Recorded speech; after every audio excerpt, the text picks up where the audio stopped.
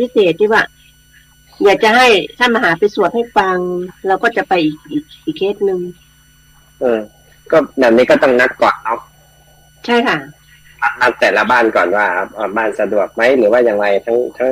ฝ่ายที่ไปเยี่ยมแล้วก็ฝ่ายที่เนี่ยเป็นบ้านข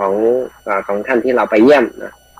ใช่ค่ะก็อันนี้ต้องประสานทั้งสองฝ่ายอาจจะมาสว่าคนที่เขาไปเยี่ยมเยียน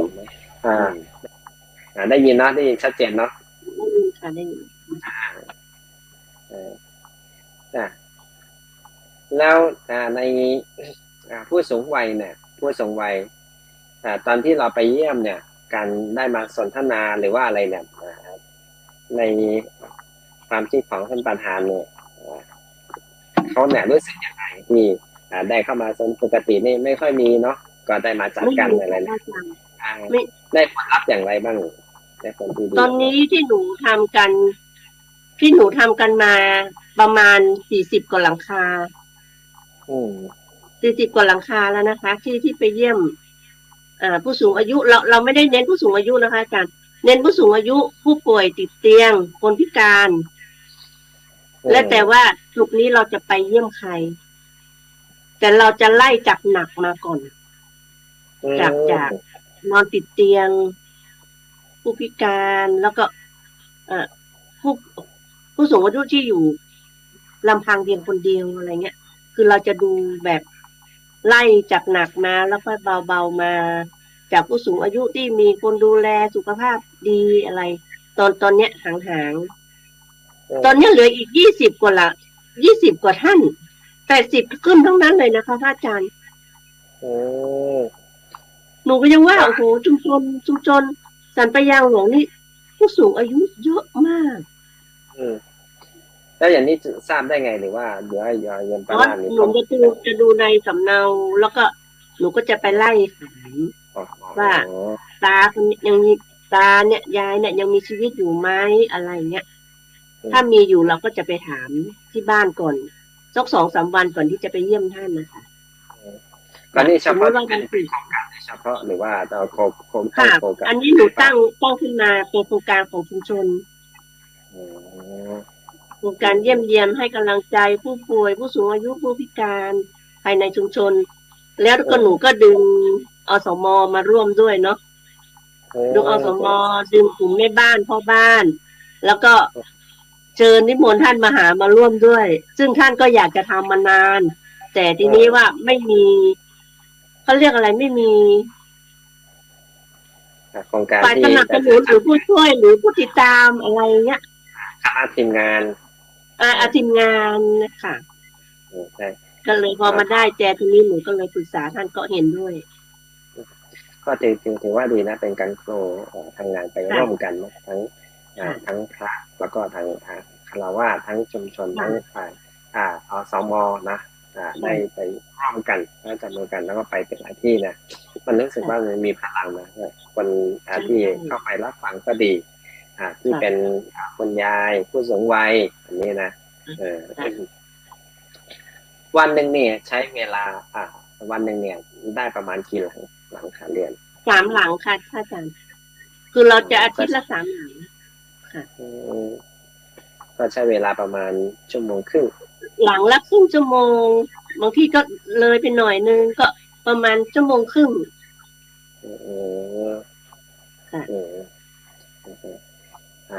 ก็ถือว่าเป็นโอกาสดีนะที่เขาได้เห็นพระได้สนทนากับมีโครงการที่เยี่ยมเยียนใช่ค่ะยังถามว่าพระมาด้วยเหรอก็ได้แรงบันดาลใจจากพระมหาด้วยแหละบอกท่านก็อยากจะไปเยี่ยมเพราะว่าท่านก็เคยพูดตลอดว่าพ่อไอ้แม่ก็เคยใส่บ้านเฮากินเป็นลูกเป็นหลานเฮาก็มาเยี่ยมไปวัดมาได้เฮาก็มาเยี่ยมถึงบ้านอะไรอย่างเงี้ยอันนี้มันคือเป็นพลังนะครั้งแรกก็อาจจะตกใจหน่อยพามาทำอะไรนะใช่ตอนนี้ท่านมหาท่านก็ชวนลูกวัดเนาะที่มาบวชใหม่ไปด้วยอะไรเงี้ยก็ดูอันนี้ดีค่ะให้ไปศึกษาชีวิตเ เป็นยังไงชาวบ้านเป็นยังไงก็จะได้รู้ว่าชุมชนนี้เขาอยู่กันเป็นยังไงเนาะโอ้อันนี้เป็นการเยี่ยมที่ดีนะมีเด็กคนหลวงพ่อเจ้าคณะจังหวัดสระบุรีธรรมยุทธ์น่ะท่านก็เยี่ยมเยียนอย่างนี้แหละก็คือคนสูงวัยคนที่อนาถาไร้สถานที่ต่างๆท่านก็เอาของเอาไหลไปเยี่ยมเยียนท่านไปเองเลยนะท่านไปเองเลยนะครับป่าแสงธรรมนี่ก็ถือว่าเป็นการได้ลงพื้นที่นี่เราจะเห็นทุกอย่างนะเราก็ได้สนทนาเราจะรู้บริบทนะว่าเขาเป็นอย่างไรเช่นเดียวการที่ได้เข้าไปพบปะเหมือนเขายังมีกัลยาณมิตรอยู่เนาะได้มีชุมชนได้อยู่ร่วมกันได้สนทนาเหมือนญาติพี่น้องในกลุ่มใหญ่นะในหมู่ใหญ่หลายคนรอบข้างนมัสการต้องถามท่านมหาวิทยาลัยตอนนี้ก็เลยได้คุยกันสนทนากันครับอาจารย์ครับสนทนากันเรื่องเกี่ยวกับชุมชนผู้สูงวัยเนี่ยการได้เข้าไปสนทนาหรือว่าเข้าไปพบปะทุกวันศุกร์เนี่ยมีอุปสรรคมีปัญหาในด้านนี้มีเยอะไหม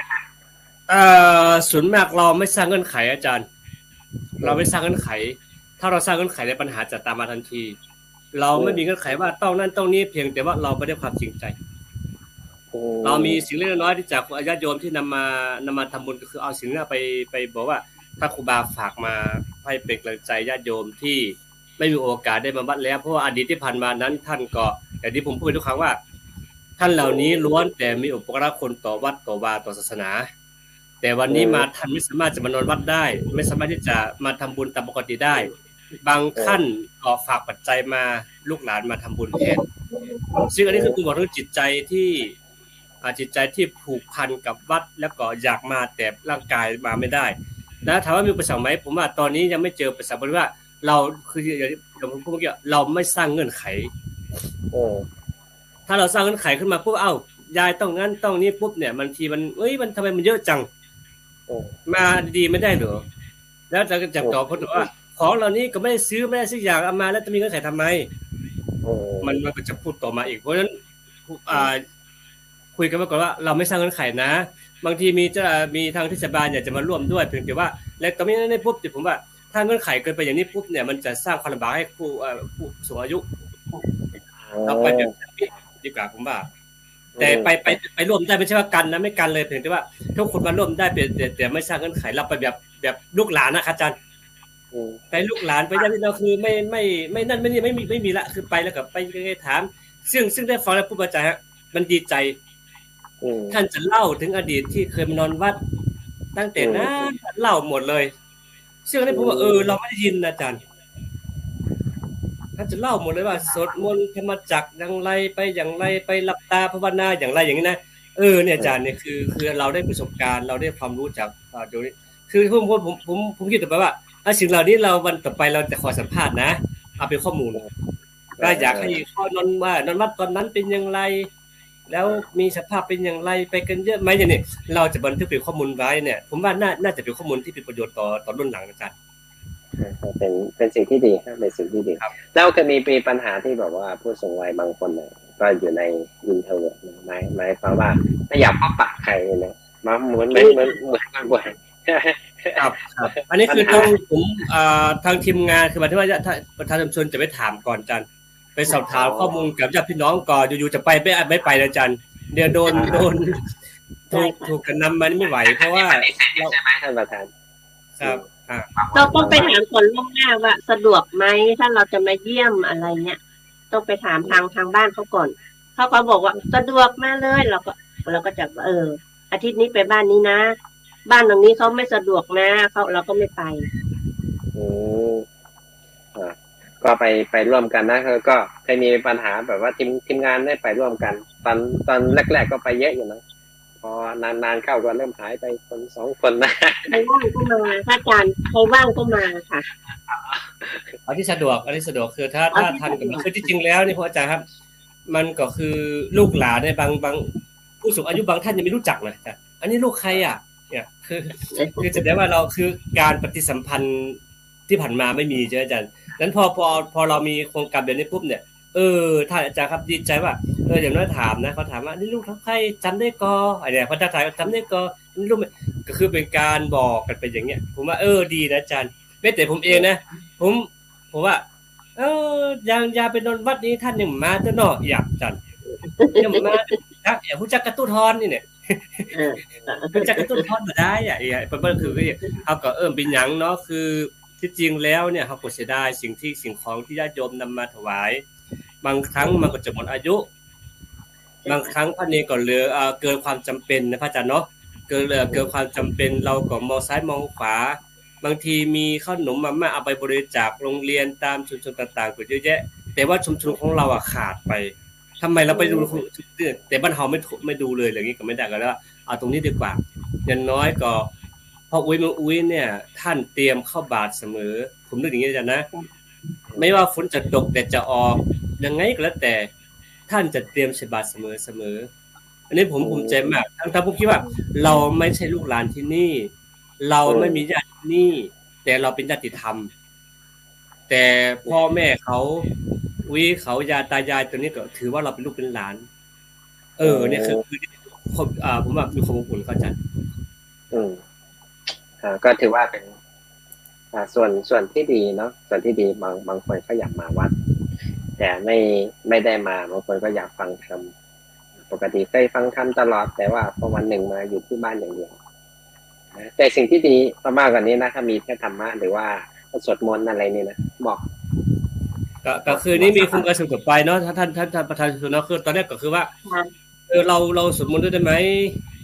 แต่ว่าเวลาเรามากดจำกัดคือที่จริงแล้วถ้าไปอาทิตย์นึง2 วันมันจะเป็นการนี่เป็นไปไม่ก็คิดอยู่ที่จริงแล้วอย่างผู้สูงอายุเหล่านี้ท่านนอนวัดเนาะถ้ามันจักท่านจำได้หมดกันแล้วผมก็อย่าไปฟื้นความจำสิ่งที่ท่านมีอย่าให้ท่านกลับมาใหม่อย่างเงี้ยอาจารย์เพราะว่าอะไรท่านประธานเชิญอาจารย์บรรเชษฐ์ผู้สูงวัยเนี่ยบางคนเนี่ยที่เป็นลูกหลานเนี่ยอยากให้ท่านอยู่เงียบๆอยู่ด้านคนเดียวการสนทนานี่เป็นการฟื้นความจำนะความจำแต่ถ้าเราไม่ได้ใช้อยู่ในคนเดียวเนี่ยมันเสื่อมนะไม่ส่วนมากอาจารย์ส่วนมากที่ไม่ได้เข้าเยี่ยมเพราะส่วนมากจะป่วยหนักน้อยค่ะมีน้อยที่ไม่สะดวกนะคะคือคล้ายๆว่าอยู่ในช่วงแบบกลัวจะติดโรคทั้งโรคติดเชื้ออะไรค่ะคือแค่ไม่กี่หลังค่ะอาจารย์ส่วนมากจะไม่กี่หลังที่ไม่สะดวกให้เยี่ยมรวมทั้งหมดนี่ประมาณกี่หลังคาเรือนทั้งหมดมีอยู่700 กว่าคนนะคะ400 กว่าครัวเรือนแต่ว่าผู้สูงอายุผู้ป่วยนี่จะเยอะเก็บครึ่งอ่ะพระอาจารย์เก็บครึ่งของหมู่บ้านแต่ที่เราไปเยี่ยมนี่จะอยู่ประมาณ80ขึ้นแสดงว่าประมาณ300-400หลังคาเรือนเนี่ยจะเข้าวัดสันปะยางหลวงหมดใช่ไหมค่ะคืออันนี้คนภายในชุมชนอาจารย์แล้วผู้เฒ่าผู้แก่ที่เราไปนี่ส่วนมากเมื่อก่อนนี่จะมาวัดกันทำบุญนอนวัดนอนอะไรแต่ตรงเนี้ยสังขารไม่ให้สังขารไม่ให้คือมาไม่ไหววัดแถบนั้นก็มีวัดสันปะยางหลวงแค่วัดเดียวหรือว่ามีมีค่ะมีหลายชุมชนท่านอาจารย์มันมีหลายชุมชนใกล้บริเวณเนี้ยไปไม่ถึงกิโลอ่ะก็จะมีวัดสวนดอกวัดไก่แก้ววัดพระคงคือรอบหมู่บ้านเลยท่านอาจารย์แต่ละศรัทธาของใครของมันเนี่ยค่ะคือมันจะมี17ชุมชนเนาะแต่ละชุมชนก็รับผิดชอบหน้าที่กันไปค่ะอันนี้ก็เป็นชุมชนนะอันนี้ของเราก็ชุมชนเราก็รับชุมชนเรานอกจากว่าอยู่ใกล้ๆแล้วก็เคยมาวัดนอนวัดเราก็ไปเยี่ยมเป็นเทศบาลตำบลไหนเทศบาลเมืองเทศบาลเมืองซึ่งวัดติดเทศบาลเลยเทศบาลเมืองเนาะก็กำนันผู้ใหญ่บ้านก็ไม่ได้มีส่วนในตรงนี้เนาะก็เข้ากับเมืองใช่ไหมคือในเขตเทศบาลไอ หนูก็มีตำแหน่งเป็นประธานก็คือ ประธานชุมช ก็ น หลวงบ้านนั่นนะเนาะแม่หลวงบ้านแต่ที่เราไม่มีเงินเดือน เราไม่มีเงินเดือนเหมือนตำบลเหมือนรอบนอกเขาแต่ที่จริงหน้าที่งานก็เหมือนกัน คือเราก็ต้องรับผิดชอบดูแลลูกบ้านทั้ง700 กว่าคนเนี่ยนะคะคือเราก็มีหน้าที่รับผิดชอบ คือคล้ายๆเป็นจิตอาสาพระอาจารย์ ใช่ใช่ อย่างกำนันผู้ใหญ่บ้านเขายังมีเงินเดือนกินเนาะ ผู้ช่วยอะไรเนี่ยผู้ช่วยการผู้ใหญ่บ้านกำนันเนาะแล้วก็จะมี ค่ะ ของมหาดไทยเนาะ ค่ะ ก็อันนี้ก็ถือว่าเป็นร่วมจิตอาสาโดยเฉพาะเนาะที่ ก็เลย ได้เข้ามาทำร่วมกัน ถ้าหนึ่งพระสงฆ์เราไม่มีบทบาทอาจารย์มันก็จะอยู่อย่างนี้ที่จริงพระสงฆ์เราเนี่ยควรมีบทบาทเยอะๆอาจารย์เนาะบทบาทในการเยี่ยมชมให้กำลังใจพระกีฬานุปัฏฐานปัจจุบันนี้ที่จริงแล้วก็เยอะเหมือนกันแต่ว่าส่วนมากก็ไม่ค่อยจะเข้าหาชุมชนเท่าไหร่จริงๆแล้วมีทางเทศบาลเนี่ยทางจังหวัดได้มีแนวนโยบายว่าอยากให้พระสงฆ์เรามามีส่วนร่วมเยอะๆโดยเฉพาะคนที่ผู้ป่วยวิกฤตโดยเฉพาะเรื่องการจะคิดฆ่าตัวตายอยากให้พระสงฆ์มาร่วมกันเยอะๆหน่อยแต่ทีนี้คือปัญหาคือว่าบางครั้งเนี่ยเราไม่มีข้อมู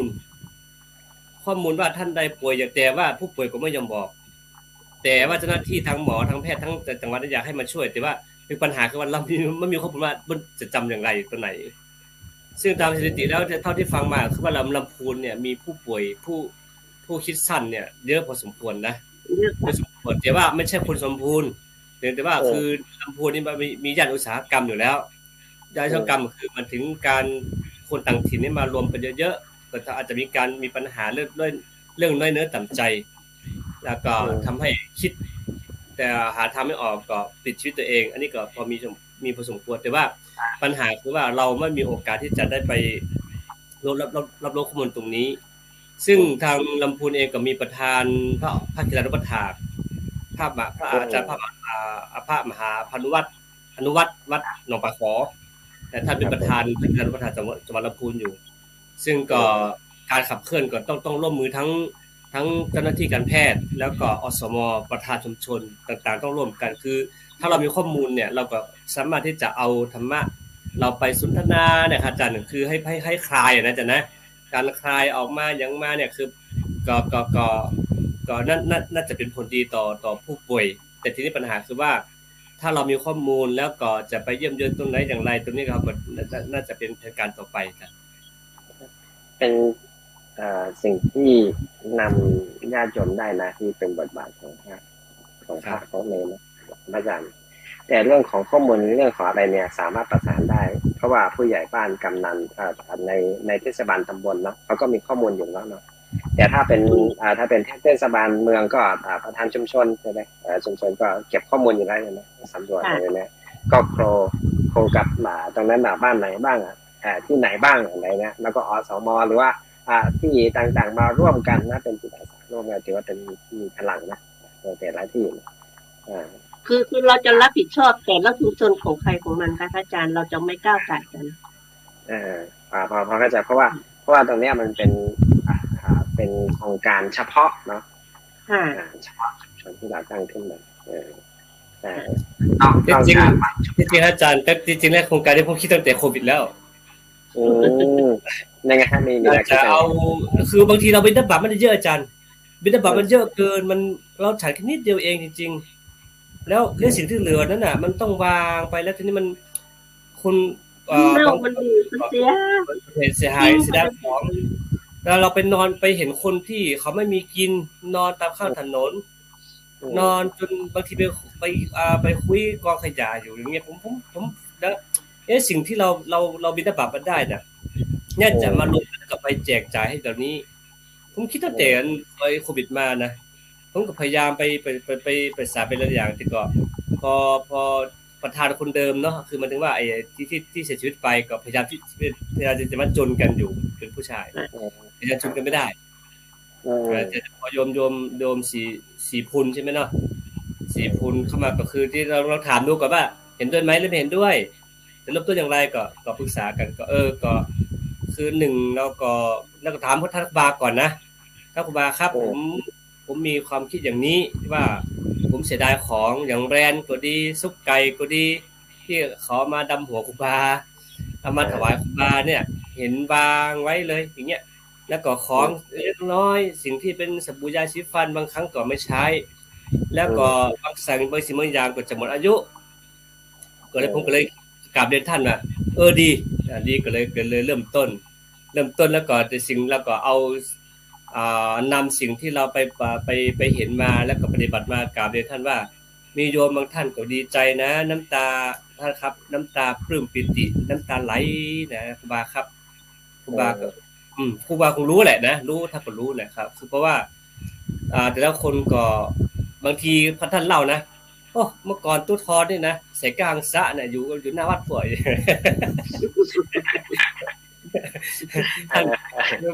คือภาพคนแก่นะบางครั้งบอกว่าแม่ฝันหาคนตายหรอแม่ฝันหาคนตายหรอก็ฝันตัวเองตายเพิ่นเล่าเขาตัวเองตายแม่เพิ่นลากแม่ไปแล้วไปถึงหน้าวัดต่างอย่างพอดีตู้ทอนมันจุงแม่ไปเหียอีเนี่ยแม่ก็เลยตื่นอีเนี่ยเมื่อก็เล่าเป็นตู้เป็นตาอาจารย์อันนี้คือก็นี่ไงครับคือความผูกพันในสิ่งที่ท่านมีมานะผมก็ได้ฟังแล้วก็ปีดีใจแทนท่านนะครับความสุขของผู้สูงวัยก็คือว่าการได้เล่าอดีตและเล่าให้ลูกหลานฟังนี่ไงจึงบอกว่าคนที่มีลูกมีหลานเนี่ยถือว่าอายุยืนเพราะมีลูกหลานได้ฟังนะแต่จำนับนะชวนสมัยยาเนี่ยอายุยืนนะอาจารย์ไปเยี่ยมมาใน90กว่านั้น90เท่าไหร่98 99อย่าดุยๆนะอาจารย์แต่ยังคุยได้สนทนาได้คุยอ่านหนังสือได้สบายอ่านหนังสือได้สบายเดินได้สบายโอ้ผมแบบว่าคือชนที่เขียนส่วนมากอายุยืนอาจารย์แล้วก็ภรรยาก็89อย่างเงี้ยอันนี้ทำเป็นสถิติได้นะสถิติมาเพราะว่าเป็นสัมภาษณ์หรือว่าอะไรนะเกี่ยวกับข้อของ wellness นะเรื่องของสุขภาพและวิถีชีวิตต่างๆการใช้การทานอาหารจะนิดไหนประมาณนี้มันเป็นผลรวมทั้งหมดเลยนะน่าจะเก็บข้อมูลนะเนาะว่าทำอย่างไรอายุยืนอย่างเงี้ยนะเราต้องข่าวต่อไปเราขออนุญาตเนาะขออนุญาตผู้สูงอายุว่าไปรำพึงเรื่องกับสวผู้สูงอายุต้องไปที่สัมปยางหลวงใช่แล้วทีนี้อย่างข่าวก่อนเนาะเราไปเห็นบ้านท่านหนึ่งใช่ไหมที่ว่าทำเอาพวกกระถางสีวงล้อรถยนต์มาทำเป็นผักสวนอาจารย์โดยไม่จำเป็นต้องเอาไปตลาดเลยอาจารย์พริกแตงกวามะเขือปลูกไว้ในบริเวณบ้านนั้นไม่ออกไปตลาดเลยแต่สามารถถือกินได้นะพอผมไปเยี่ยมไปเลยผมดีใจมากที่ได้เห็นวิถีชีวิตที่ท่านปรับใช้อาจารย์อันนี้มันสามารถปรับได้หมดนะที่เขาปลูกเองเนี่ยมันสะท้อนถึงว่าหนึ่งที่เขาปลูกเนี่ยเขามีความเชื่อใจว่าผักไอ้ตรงเนี้ยมันได้ปลอดภัยอย่างนี้นั่นแหละครับปลอดภัย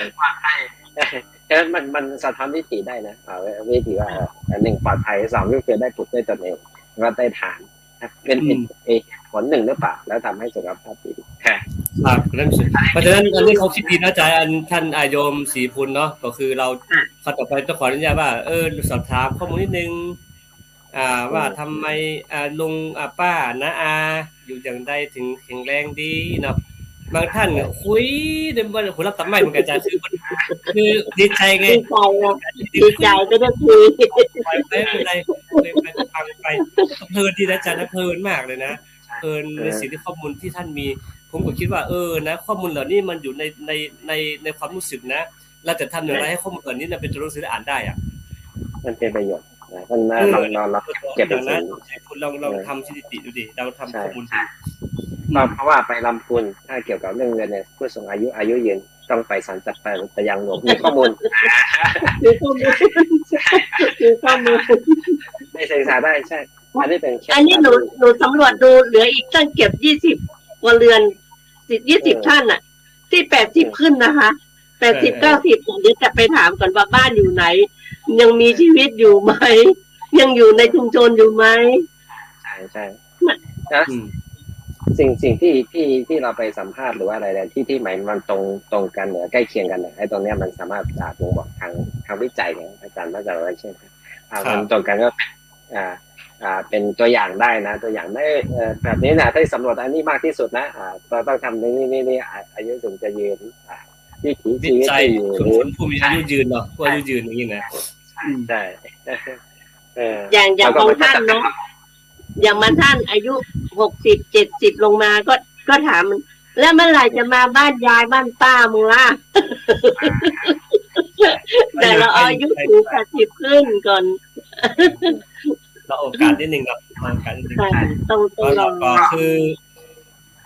คือมันเป็นโครงการที่ได้ส่งเสริมต่อแต่ละคนก็บอกว่าเมื่อก่อนทำไมไม่เป็นแบบนี้ทำไมไม่มี